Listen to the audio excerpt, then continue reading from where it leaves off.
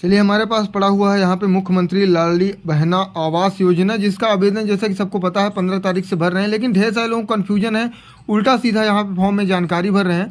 मैं आपको यहाँ पे विस्तार से पूरा कंप्लीट बताऊंगा किस तरह से आपको रिसिप्ट लेना है, रिसिप्ट लेना कंपलसरी क्यों है, सारी चीज़ें बताऊंगा। लेकिन यहाँ पे आवेदन देख सकते हैं, यहाँ पे जो पॉइंट है वो 14 पॉइंट तक दिए हुए हैं। तो चलिए, सबसे पहले आपको फॉर्म जो मिलेगा उसमें करना क्या है।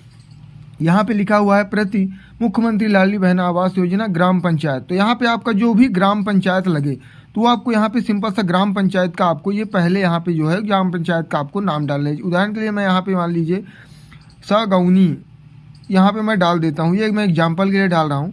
और यहाँ पे सिंपल सा जनपद पंचायत आपका क्या लगता है वो यहाँ पे भर देना है। इसके बाद आपका जो जिला लगता है वो यहाँ पे डाल देना है। इसके बाद मध्य प्रदेश आपका यहाँ पे लिखा हुआ है, कोई दिक्कत की बात नहीं है। 2-3 जगह आवेदन भरने के बाद यहाँ पे त्रुटि होती है, लोग त्रुटि करते हैं, तो आपको सिंपल सा यहाँ पे सबसे पहले आवेदिका हितग्राही का नाम, तो उसी महिला का यहाँ पे नाम लिखना है जिसके यहाँ पे 1 नंबर कॉलम में यहाँ पे उस महिला का नाम लिखना है जो कि लाडली बहना योजना का लाभ ले रही है। किसी अदर महिला का आपको नाम नहीं लिखना है कि जिसको लाभ नहीं मिल रहा उसका भी आप नाम मेंशन कर दें। तो 1 नंबर में यहाँ पे सिंपल सा आवेदिका हितग्राही का जो नाम है वो यहाँ पे, चलिए मैं यहाँ पे नाम एक सुमन, सिंपल सा यहाँ पे बताने के लिए, यहाँ पे एग्जाम्पल के लिए मैं यहाँ पे दे रहा हूँ, सुमन नाम डाल दिया। आयु उनकी क्या है, तो सिंपल सा जो आधार कार्ड में इनकी आयु होगी, तो आयु चलिए मैं 39 वर्ष यहाँ पे डाल देता हूँ, लिख देता हूँ। तो आपको आयु आधार कार्ड के हिसाब से डालनी है, समग्र आईडी के हिसाब से नहीं डालनी है। इसके बाद यहाँ पे देख सकते हैं 3 नंबर कॉलम में पिता पति का नाम है, तो पिता पति का नाम, तो उनके पिता का नाम आपको नहीं लिखना है, यहाँ पे पति का नाम आपको मेंशन कर देना है। जैसे मान लीजिए मैं शैलेंद्र यहाँ पे डाल देता हूँ, तो यहाँ पे उनके पति का जो भी पूरा नाम होगा आपको मेंशन करना है, सिर्फ मैं एग्जांपल के लिए समझा रहा हूँ। जाति कौन सी है, सामान्य है, पिछड़ा है, अनुसूचित है, क्या है वो लिख देना है। यहाँ पे वर्ग आपका क्या है वो आप यहाँ पे आपको सिंपल सा भर देना। इसके बाद लिंग यहाँ पे लिखा हुआ है, आप महिला हैं कि पुरुष हैं, तो आप यहाँ पे महिला ही डालेंगे क्योंकि महिलाओं के लिए आवेदन है, तो आपको यहाँ पे महिला डालना है। इसके बाद परिवार की वार्षिक आय, देखिए यहाँ पे ढेर सारे लोग गलत करते हैं, यहाँ पे कोई 10,000 डाल देगा, कोई 20,000 डाल देगा, कोई 5,000 डाल देगा। तो आपको बता दें कि जो शासन की गाइडलाइन है तो इसमें आपको आय जो है वो कम से कम 40,000 रुपये आपको वार्षिक रखनी ही रखनी है। देखिए यहाँ पे 40,000 आपको करनी है, क्योंकि वार्षिक आय यदि आप छुपाते हैं तो यहाँ पे दिक्कत। देखिए 40,000 जो सरकार की गाइडलाइन है वो 40,000 कम से कम है, इसको सभी को यहाँ पे ये पात्र श्रेणी में आता है, जो अमाउंट है 40,000 का, तो आपको 40,000 आय रखनी है। इसके बाद परिवार में किसी सदस्य को पूर्व में आवास का लाभ प्राप्त हुआ है, तो यहाँ पे ध्यान देना है, यदि प्राप्त हुआ है परिवार में आपके कोई, तो आपको यहाँ पे हाँ कर देना है, झूठ बिल्कुल नहीं बोलना, क्योंकि गलत जानकारी आप देंगे तो भविष्य में आपको प्रॉब्लम होगी। यहाँ पे अगर प्राप्त है तो आपको हाँ लिख देना है, सिंपल सा आपको आवेदन ही नहीं करना है यदि प्राप्त है तो।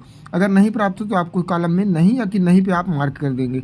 इसके बाद सिंपल सा आ जाएंगे परिवार का प्रकार सही है संयुक्त, यहाँ पे संयुक्त परिवार यदि आपका है, सभी लोग एक साथ, दाई बाबा काका आपकी वाइफ पत्नी बच्चे सभी एक साथ रहते, संयुक्त लगाएंगे।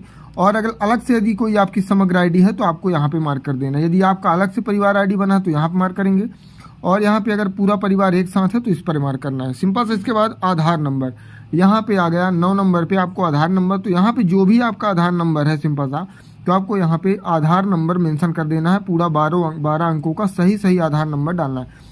इसके बाद आप यहाँ पे देखेंगे 10 नंबर पे समग्र आईडी लिखा हुआ है। समग्र आईडी, इसमें बहुत सारे लोगों को कन्फ्यूजन है। सबसे बड़ी जो दिक्कत आ रही है आवेदन रिजेक्ट होने की, यहीं से आ रही है। यहाँ पे दिक्कत ये आ रही है कि यहाँ पे समग्र आईडी जो है वो परिवार की आपको जो है 8 अंकों की आईडी लिखनी है। जो परिवार के ऊपर आपको यहाँ पे 1-2 परिवार के ऊपर आप जब समग्र आईडी खोलेंगे तो आपको ऊपर परिवार आईडी लिखी होगी, तो उसको आपको यहाँ पे मेंशन करना है। आपको सदस्य के लिखी हुई सामने वाली आईडी आपको यहाँ पे नहीं डालना, क्योंकि समग्र आईडी पूछ रहा है, सदस्य आईडी नहीं। और ढेर सारे लोगों ने क्या किया है कि 9 अंकों की अपनी यहाँ पे सदस्य आईडी डाल दिए हैं, जिससे उनका आवेदन जो है वहाँ पे रिजेक्ट हो गया। तो आपको परिवार की आईडी डालनी है जो कि 8 अंकों की है। जब आप समग्र आईडी निकालेंगे तो आपके ऊपर लिखा होगा परिवार आईडी, उसको आपको यहाँ पे मेंशन करना है 10 नंबर पे।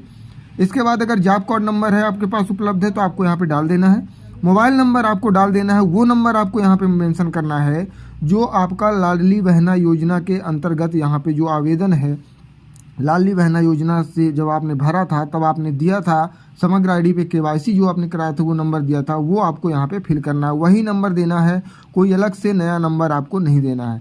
यहाँ पे वर्तमान आवास की स्थिति क्या है, 1 रूम 2 रूम कच्चा, तो जो भी आपका कच्चा पक्का सिंपल 2 कमरा 4 कमरा हो तो आपको यहाँ पे मेंशन कर देना। इसके बाद परिवार मुख्यमंत्री लाडली बहना लाभार्थी है तो पंजीयन क्रमांक यहाँ पे आपको मेंशन कर देना है। यहाँ पे जो आपकी पंजीयन क्रमांक है, जो आपने लाडली बहना योजना का आवेदन किया था, तो आपको सिंपल था यहाँ पे पंजीयन क्रमांक मिला होगा, लिखा होगा पंजीयन क्रमांक लाडली बहना योजना का, तो उसको आपको यहाँ पे सिंपल सा डाल देना है कॉलम नंबर 14 में। इसके बाद यहाँ पे घोषणा है, मैं शपथपूर्वक वचन करता हूँ कि मेरे आवेदन पर दी गई समस्त जानकारी सही है, इसमें किसी प्रकार के तथ्यों का छुपाया नहीं गया है। जांच में कोई तथाकथित गलत जानकारी पाई जाती है तो आवेदन पत्र रद्द कर दिया जाए, इसकी संपूर्ण जवाबदारी होगी। तो यहाँ पे आवेदिका के हस्ताक्षर यहाँ पे कर देना है। यहाँ पे सिंपल सा दिनांक स्थान डाल देना है। यहाँ पे लिखा हुआ है आवेदन पत्र की पावती, तो यहाँ पे सिंपल सा आवेदिका का नाम डाल देना है जो आपने यहाँ पे ऊपर डाला हुआ था यहाँ पे।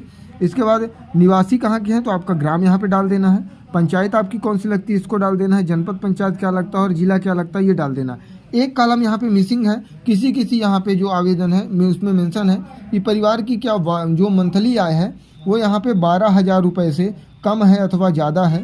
तो यहाँ पे यदि 12,000 से कम है तो आपको मार्क कर देना है, नहीं है यदि कम है तो आपको यहाँ पे हाँ लिख देना है कि 12,000 से कम है। यदि ज़्यादा है तो आपको आवेदन ही नहीं करना है। वो एक कॉलम यहाँ पे है, लेकिन फ्री हाल यहाँ पे 2 तरह के आवेदन है। एक कॉलम उसमें एक्स्ट्रा है 12,000 रुपये का, तो इसमें नहीं है।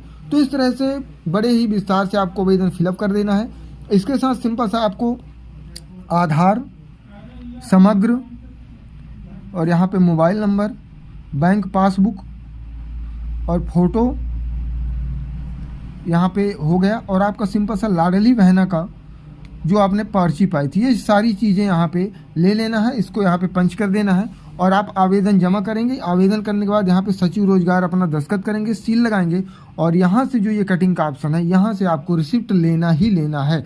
क्योंकि इन फ्यूचर यदि आपका आवेदन नहीं होता है, क्योंकि ढेर सारे आवेदन यहाँ पे ट्रैफिक के कारण जमा तो हो गए हैं लेकिन उनका आवेदन हो नहीं पाया, तो जब आपके पास रिसिप्ट रहेगी तो सामने वाला भी आपका यहाँ पे आवेदन करेगा।